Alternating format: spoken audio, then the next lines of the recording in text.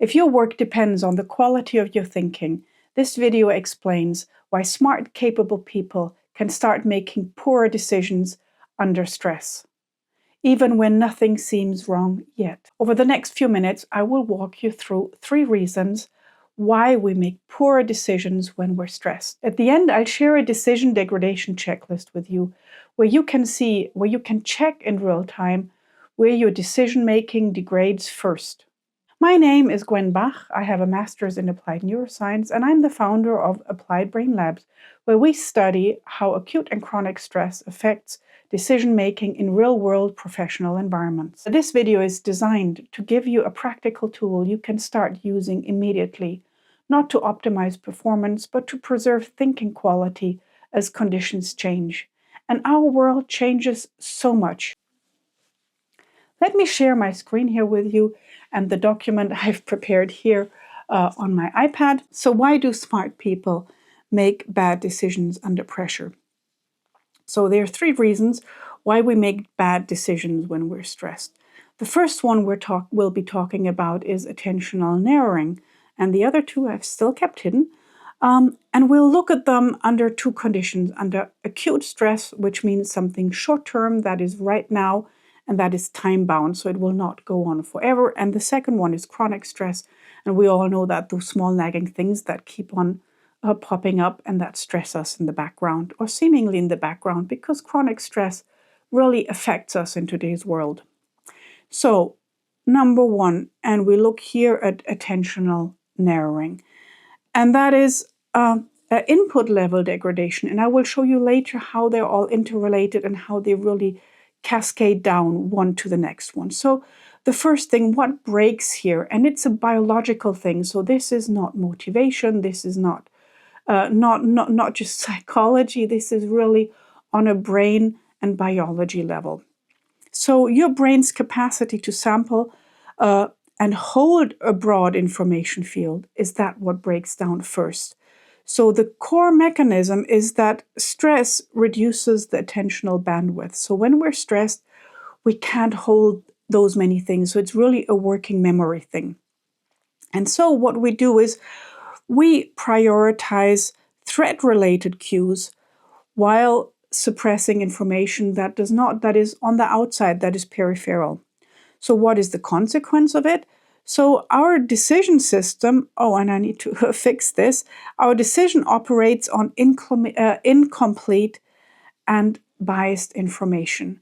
That means we trust ChatGPT by the first thing it spits out. We trust what other people say. So we don't look at a whole variety of information. We just take what matches our belief set in the first go. So once attention narrows, the system cannot compensate downstream, and we'll look at that.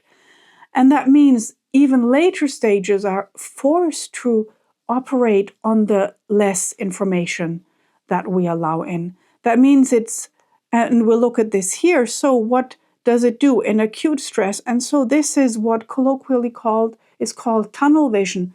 Now this is something, it's not only negative, it's also positive. This is when we really need to focus on one thing. Then tunnel vision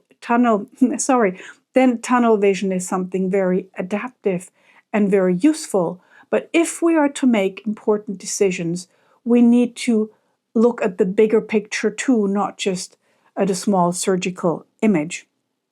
So this means we have tunnel vision, and we focus on only the one thing in front of us, and we miss what is happening around it. In chronic stress, our attention stays narrowed all the time, so we consistently overlook details and signals and context. So we look at the second one, is premature certainty. And this is the next step from the attentional narrowing we've looked at here.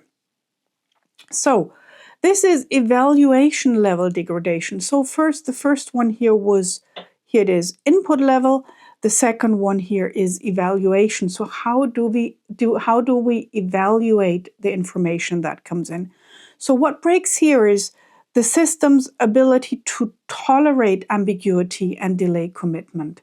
So the first one is we don't look at all the information, and the second one is we don't like to delay commitment. So we want to make the decision immediately. So core mechanism. So we have again this whole thing of reduced information sampling and combine this with an increased need for closure. That means we want to make the decision fast. The functional consequence here is decisions are made too early, and we get too early on in the process. We get super confident that this is the right thing that we need to do, even if we did not explore alternatives enough. And so key transition here is, so premature certainty locks the system into a partial interpretation, and it prevents representational updating. And this is really important if we look at how our system reacts differently in acute and in chronic stress. So in acute stress, you decide too quickly. You just want to get over with it. You want to get this decision done, even though you don't really have all the information yet. In chronic stress, you get used to making fast decisions and you stop questioning them, even when the situation is unclear. And sometimes you see that in teams when decisions just keep on going the wrong direction and they make more and more decisions and they make faster decisions based on not enough information and on wanting to make those decisions fast because it feels good. You make this decision, you feel you got closer towards your goal.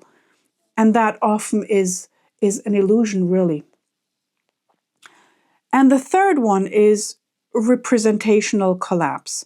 And this is now you have a model level degradation. So remember, the first one was the information that comes in. The second one is we want closure, and now it goes into a model level. So what breaks? The integrity of internal representations that support flexible reasoning, abstraction, and strategy switching. So the core mechanism is here that sustained stress disrupts the prefrontal striatal coordination. And now that sounds very complicated, I realize that. But what happens is it shapes all of this that happened before into rigid and habitual schemas, into belief systems, into patterns by which we interpret the world. So at a functional level, this means that the system loses the ability to simulate alternative, revise assumptions, and adapt to changing conditions. That means we're stuck in this narrowed vision field. We don't take in more information. We want to have the decisions done fast.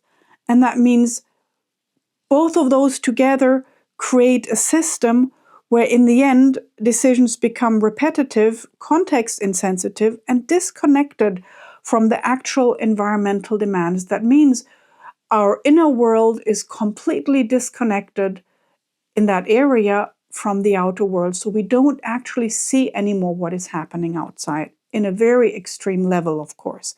So if we look at both of these under acute stress and chronic stress situations, that means in acute stress, you fall back into the same automatic responses because thinking things through feels impossible at the moment. And here we have a bidirectional system that stress increases this here, but also this here increases our stress level. So we have a very negative cycle or a maladaptive cycle going on for us. And then chronic stress, you get stuck in rigid ways of thinking. That means you really get stuck and you keep on repeating the same decisions, even if you notice they no longer work. And this is what I said before, why it's worth looking at. Because we have a downward cascade.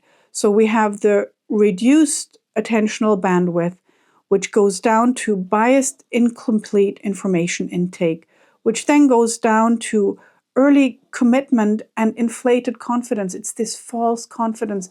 And I have seen that in decision makers or leaders Or we've all seen that with politicians where they have so much confidence in their decision, but they are not aware that the decisions are going the wrong way.